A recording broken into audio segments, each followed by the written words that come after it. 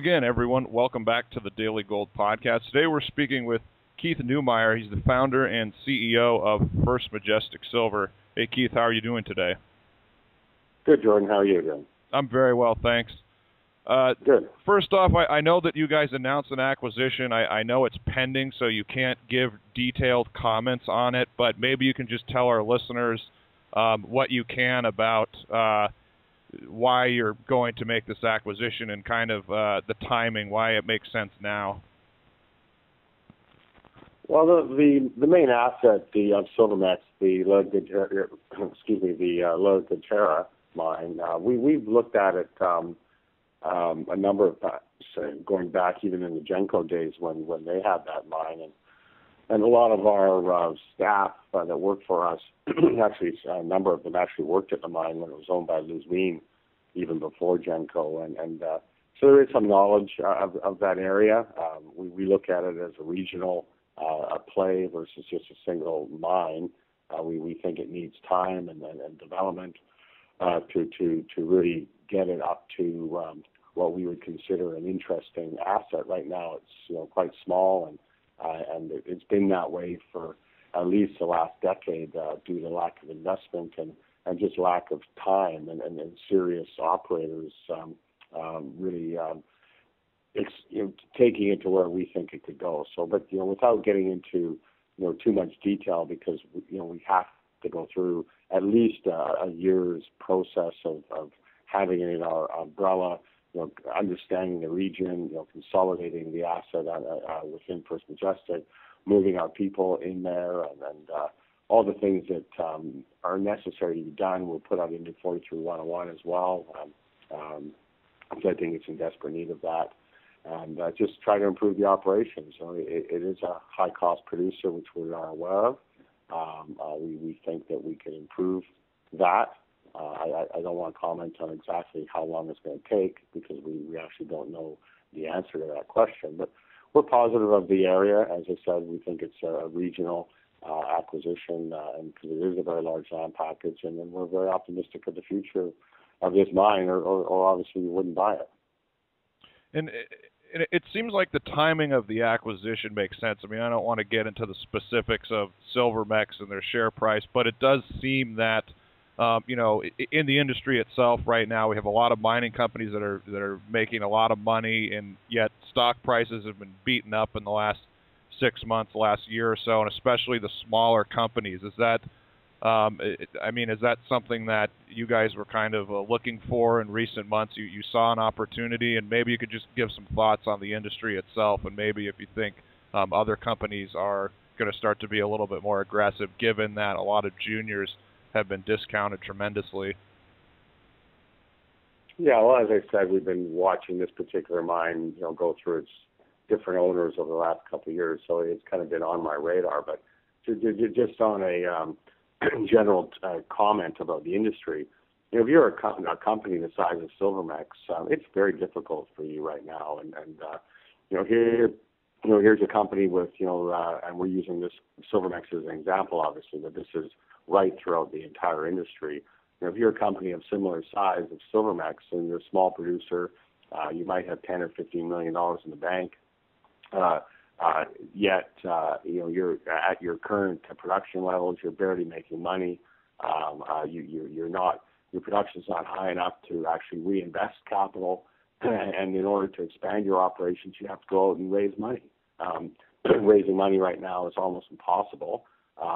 And if you're able to do it, you're going to experience massive dilution at share prices that are, half or even worse than what they were a year ago. So, these smaller companies are really having a challenge, and I think that's primarily the reason why Silvermex decided to join First Majestic, because they realized that in order to really bring value to their shareholders, to once and for all, get the capital and the skill set behind those operations to turn them into something that they should be, then they had very little choice but to do a merger like the one you're seeing between First Majestic and Silvermex. And will you see more of these in the industry? It's it takes two to tango, and there's lots of egos out there, and I'm surprised you don't see more, quite frankly, because this is a time that it should be happening, because a lot of these smaller companies are just falling apart, and I wouldn't be surprised to see bankruptcy starting to happen. Just on that topic, I put some money into a little coal company about a year and a half ago, and I saw news release come out of this little coal company saying they had no money to put out their financial statements, and I just was in shock, 18 months after the company has gone public. But that's the kind of market we're in right now. Okay, now let's discuss your operations right now. And before we get to Del Toro, because I know you want to talk about that, you had a news release concerning the La Paria project and the expansion there. It came out April 16th. Why don't you tell our listeners about the expansion there and how that's going to impact the company going forward?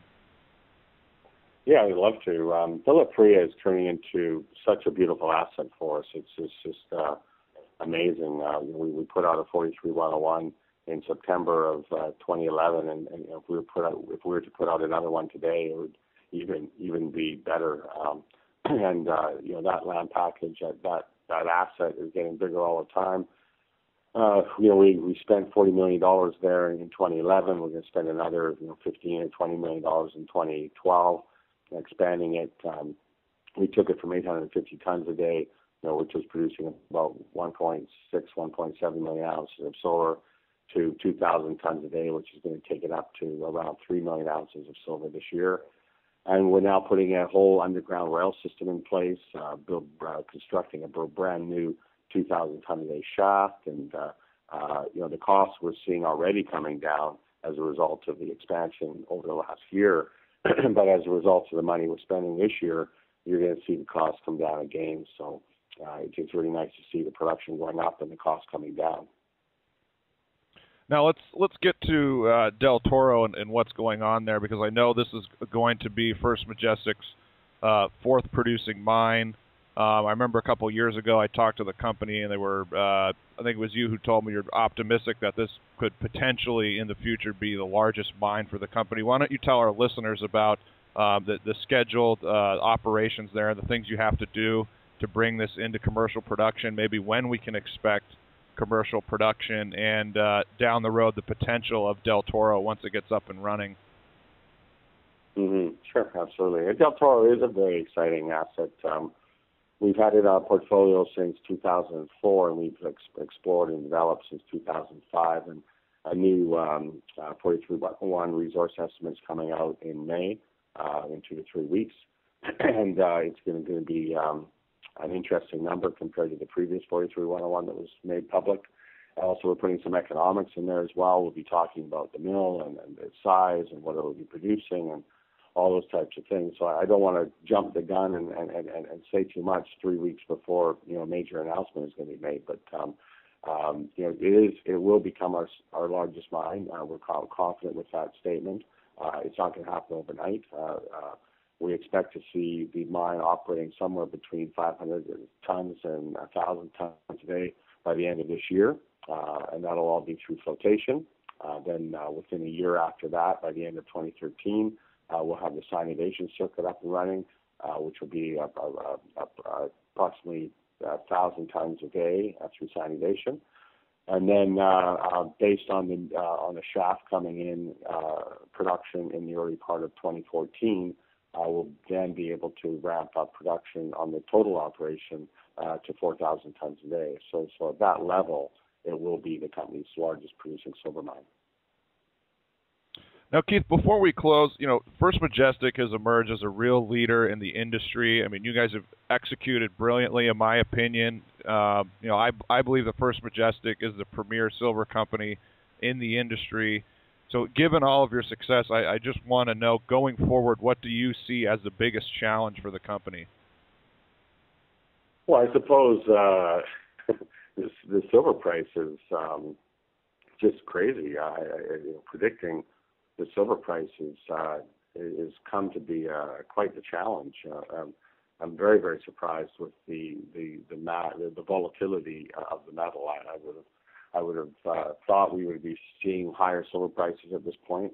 I actually predicted higher silver prices right now.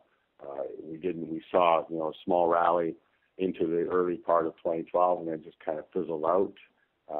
I'm still optimistic we'll see higher metals prices, gold and silver and other metals as well. But it's tough on investors. It's not so much tough on us because, $30 silver, we're making good profit. But being an investor in this market, it is pretty tough. And, we sympathize with the investors in this sector. And I guess the second thing is, people.